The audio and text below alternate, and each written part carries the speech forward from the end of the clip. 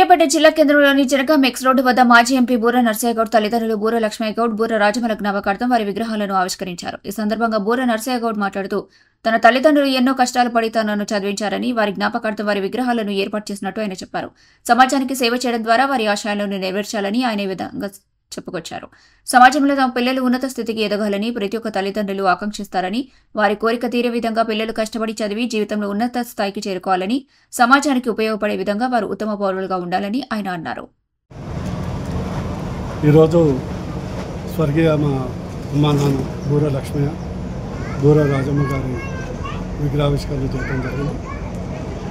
ఇది మా స్వస్థలం.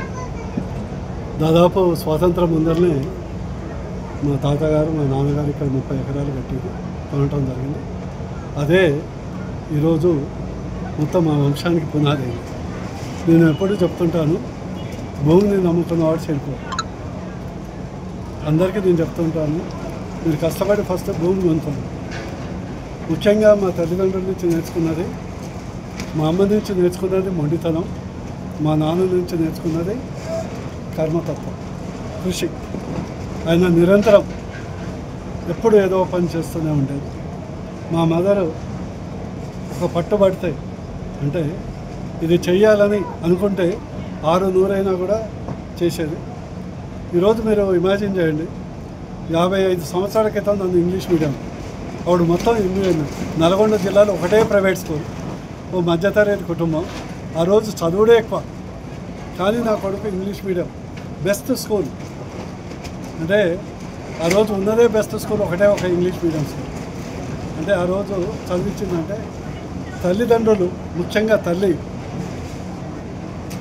పట్టుదల ఉంటే ఆ పిల్లలు కానీ ఆ కుటుంబం కానీ చాలా అభివృద్ధి చెందుతారు. అందుకొరకు జనని జన్మభూమిస్య స్వర్గాదపి గర్యస్య అంటారు. అంటే జన్మనిచ్చిన తల్లిదండ్రులు మాతృభూమి కంటే స్వర్గం గొప్పది కాదు.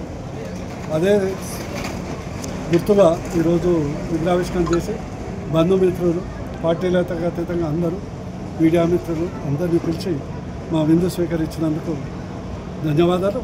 నేను కూడా విద్యలోనే కాదు, ఒక డాక్టర్గా అత్యుత్తమమైనటువంటి శిఖరాలు అందుకొని సామాజిక సేవ చేసుకుంటూ రాజకీయాల్లో కూడా ఎంపీగా, తదుపరి కూడా అనునిత్యం నాది ఒక్కటే లక్ష్యం, ఎవరు ప్రతి ఒక్కళ్ళు ఆర్థికంగా పరిపుష్టి కావాలి.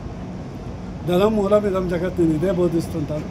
అందరూ కష్టపడండి, ఆర్థికంగా పరిపుష్టిగా అండి, మీ కుటుంబాన్ని ఇంట గెలిచి రచ్చగలవండి అని చెప్తుంటారు.